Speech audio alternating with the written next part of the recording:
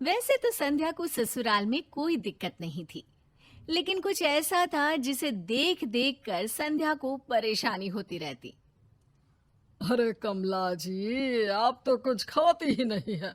देखिए ये रसमलाई आपके लिए खास लेकर आए हैं हम। नहीं नहीं, रहने दीजिए ना। कितना खिलाएंगे, पेट भर गया मेरा। अरे ऐसा कैसे पेट भर गया? नहीं नहीं नहीं नहीं, एक रसगुल्ला मेरे नाम का खाना ही पड़ेगा। संध्या के सास ससुर आपस में बात कर रहे थे कि वहां संध्या आ जाती है। पापा जी, माँ जी, खाना लग गया है। अच्छा बहू, हम लोग अभी आ रहे हैं। अच्छा बहू, वो सुबह मेथी का साग लेकर आया था, वो बनाया है ना? क्या है कि तुम्हारी सास को वो साग बहुत पसंद है। अरे नहीं नहीं, साग को साफ करने में बहुत वक्त लग जाता है। आप रहने ही दीजिए, कुछ और खा लेंगे। नहीं नहीं माँ जी, मैंने साग ही बनाया है। पापा ने मदद करवा दी थी साग को साफ करवाने में। हाँ, मैंने बहू की मदद करवा दी थी। मैं भी जानता हूँ वो थक जाती है अकेले सारा काम करके। संध्या खाना लगाने बाहर चली जाती है, लेकिन मन ही मन सोचती है, एक मेरे ससुर है जिनकी आशिकी खत्म होने का नाम ही नहीं ले रही, और एक है मेरे पति, कभी इस शहर तो कभी उस शहर। घर में रहने से तो पता नहीं कितनी बड़ी एलर्जी है उनको। बहू, लाओ मैं भी खाना लगाने में तुम्हारी मदद कर देता हूँ। दोनों ससुर बहू मिलकर खाना लगाते हैं और सास के साथ खाना खाते हैं। फिर शाम को बहू, मैं तुम्हारी माँ को लेकर पार्क में बैठा हूँ। उन्हें थोड़ी ताज़ी हवा में बैठने का मन था।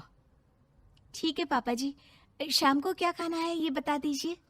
वही पनीर की भुर्जी बेटा, कमला को पनीर पसंद है ना? सास ससुर वहां से चले जाते हैं। संध्या सीधा अपनी सहेली को फोन लगाती है। क्या कर रही है? बड़ी जल्दी याद आ गई तुझे? अरे नहीं रे, थोड़ा फ्री थी तो सोचा तुझसे बात कर लूं।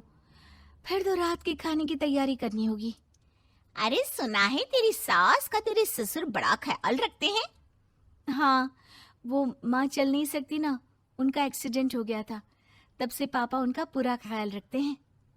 ओ, सास चल नहीं सकती, मतलब पूरी डिपेंड। यार तू तो अकेली किचन में खटती रहती होगी। अरे नहीं ना, मैं क्यों खटूंगी, पिताजी पूरी मदद करवाते हैं मेरी। मुझे तो ये भी नहीं सोचना पड़ता कि बनाना क्या है, क्योंकि जो बनाना होता है पापा बाजार से जाकर लाकर धोकर सुखाकर काट कर दे देते हैं मुझे। अरे वाह जी वाह, मजे हैं तेरे तो। ससुर बीवी के गुलाम, तब तो तेरा पति भी तेरे आगे पीछे घूमता होगा। आखिर बाप पर ही तो जाता है ना बेटा। संध्या सहेली की बात सुनकर शांत हो जाती है। उसे याद आता है कि कैसे पिछले 2 दिनों से तो उसके पति ने उसे फोन भी नहीं किया, रात में बस एक गुड नाइट का मैसेज। अच्छा सुन, लग रहा है पापा मम्मी आ गए हैं, मैं बाद में बात करती हूँ। रात का सारा काम निपटा कर संध्या पति को, जो कि दूसरे शहर में बिजनेस के सिलसिले में बाहर गया होता है, उसे कॉल करती है। क्या कर रहे हो? बस सोने जा रहा हूँ। आज सारा दिन काम कर करके कमर ही टूट गई। थोड़ी देर फोन पर ही बात कर लेते ना। अरे नहीं नहीं संध्या, मेरी तो बिल्कुल हिम्मत नहीं है, तुम भी सो जाओ। संध्या फोन रखकर सोने ही वाली होती है कि ससुर की आवाज कान पर पड़ती है। अरे बेटा संध्या, मैं और तेरी माँ टीवी देख रहे हैं। आवाज तेज लगे तो बता देना, तेरी सास को अमिताभ की फिल्म देखने का मन कर गया है। अरे नहीं नहीं, बंद कर दो ना टीवी, बहू को नींद आ रही होगी। नाना माँ जी, मैं भी किताब पढ़ रही हूँ, आप लोग देखिए। थोड़ी देर में सास आवाज देती है। बेटा संध्या, जरा सुनना तो। संध्या सास के पास जाती है, जहाँ ससुर जी सो चुके होते हैं। देखना बेटा, तेरे पापा सो गए और टीवी चलते ही रहने दिया। तू जरा बंद कर दे। अब मैं तो, अरे माँ कोई बात नहीं, बंद कर देती हूँ ना टीवी। संध्या टीवी बंद करके कमरे में जाती है और सोचती है कि कैसे पिताजी को नींद आ रही थी। उन्हें टीवी देखने का मन भी नहीं था, लेकिन फिर भी वो सास की खुशी के लिए टीवी देख रहे थे। संध्या को नींद आ जाती है। अगले रोज पति भी शहर से लौट आता है। संध्या खुशी से उसे खाना देती है, लेकिन वो कागज में ही व्यस्त रहता है। शाम को, सुनिए जी, कल हम लोगों की शादी को 1 साल हो जाएगा। हाँ हाँ पता है, पैसे ले लेना और कार्ड भी, जो खरीदना है खरीद लेना। संध्या को पति की बात पर गुस्सा आता है। खरीद लेना मतलब? सब कुछ है मेरे पास, आप साथ चलिए ना। अरे कैसी बात कर रही हो, मेरे पास काम है, मैं नहीं जा सकता। पति ये कहकर वहां से चला जाता है, लेकिन संध्या को उसकी बात पर रोना आ जाता है। तभी संध्या की सहेली का फोन आता है। अरे संध्या, तेरी आवाज तो बहुत भारी लग रही है, रो रही थी क्या?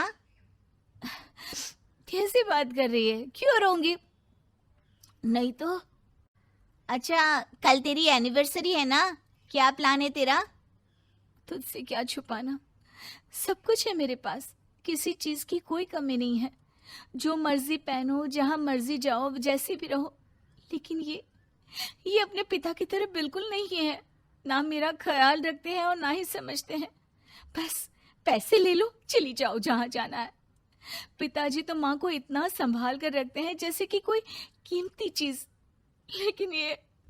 जैसे ही संध्या ये बोलकर पीछे मुड़ती है, सामने पति खड़ा होता है। वाह, तो सहेली से घर की बुराई कर रही थी। संध्या जल्दी से फोन रख देती है। नहीं नहीं, मैं तो बस बता रही थी कि पापा माँ का कितना ख्याल रखते हैं। तो तुम पापा से मेरी तुलना कर रही थी, किस चीज की कमी रखी है? पैसा, कार्ड, कार सब तो है तुम्हारे पास, क्या नहीं है? आपका साथ। अरे बस करो, जब देखो तब फिल्मी बातें, थक नहीं जाती हो क्या तुम? संध्या रोने लगती है कि तभी पिताजी आ जाते हैं। बेटा, बहू को क्यों रुला रहा है? अरे तुम्हें उसके दिल की बात सुननी चाहिए। तुम उसके दिल की बात सुनते तो वो सहेली से क्यों कहती? और जो गलती मैंने की वो तुम तो मत करो। तुम्हारी माँ ने मुझे इस मकाम पर खड़ा किया और मैंने पूरा जीवन उसकी तरफ ध्यान नहीं दिया, लेकिन जब उसका एक्सीडेंट हुआ तो मैंने जाना कि वो मेरे लिए कितनी जरूरी है। संध्या और उसका पति पिता की तरफ देख रहे थे। सामान पैक कर लो, इस बार एनिवर्सरी बाहर मनाएंगे और घर का खाना पापा बना लेंगे।